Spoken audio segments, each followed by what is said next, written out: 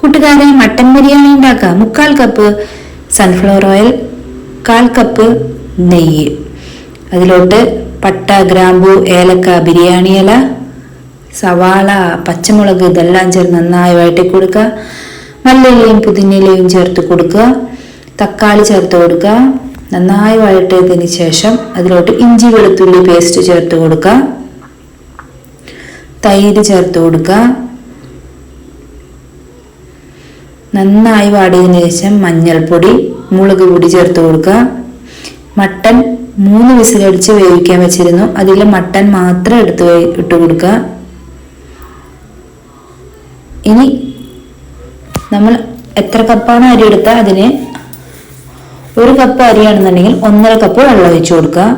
ഞാൻ 1 കപ്പ് അരിയാണ് എടുത്തിരിക്കുക, 1.5 കപ്പ് വെള്ളം ഒഴിച്ചു കൊടുത്ത് ആവശ്യത്തിന് ഉപ്പ് ചേർത്ത് കൊടുത്ത് ചെറുനാരങ്ങ പിഴിഞ്ഞു കൊടുത്ത് കുതിർക്കാനായി വെച്ചിരിക്കുന്ന ബസുമതി റൈസ് ചേർത്ത് കൊടുത്ത് നന്നായി മിക്സ് ചെയ്യുക. ചോറൊക്കെ ഇതുപോലെ പൊന്തി വരുമ്പോൾ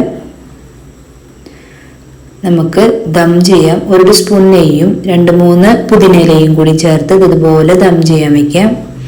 ഒരു 55 മിനിറ്റോളം നമ്മൾ മീഡിയം ഫ്ലെയിമിൽ ദം ചെയ്യുക.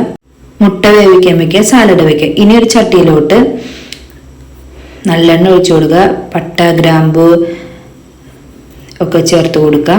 ഇതിലോട്ട് 1/2 കിലോ മട്ടൻ വേവിച്ച് ചേർത്ത് കൊടുക്കുക. കറിവേപ്പില, പെരിഞ്ജീരകം, ഉണക്കമുളക്, കുരുമുളക് പൊടി, ജീരകപ്പൊടി, മല്ലിപ്പൊടി, മുളക് പൊടി, കുളമ്പ് മിളകാപ്പൊടി എല്ലാം കൂടി ചേർത്ത് നന്നായി തിളയ്ക്കുമ്പോൾ അതിലോട്ട് വെളിച്ചെണ്ണ ചേർത്ത് കൊടുക്കുക.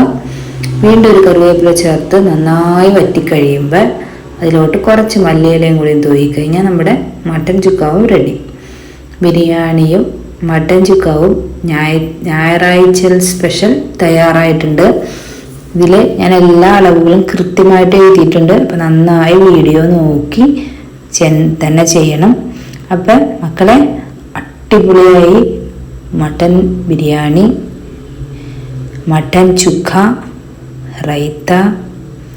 റൈത്തയിൽ കുറച്ച് ഉപ്പും അതനുസരിച്ച് കുറച്ച് ലൈറ്റ് പഞ്ചസാരയും കൂടി ചേർത്താൽ റൈത്തയ്ക്ക് ടേസ്റ്റ് കൂടും. മുട്ട. അപ്പോൾ മക്കളെ, മിസ് ചെയ്യാതെ. Bye bye friends.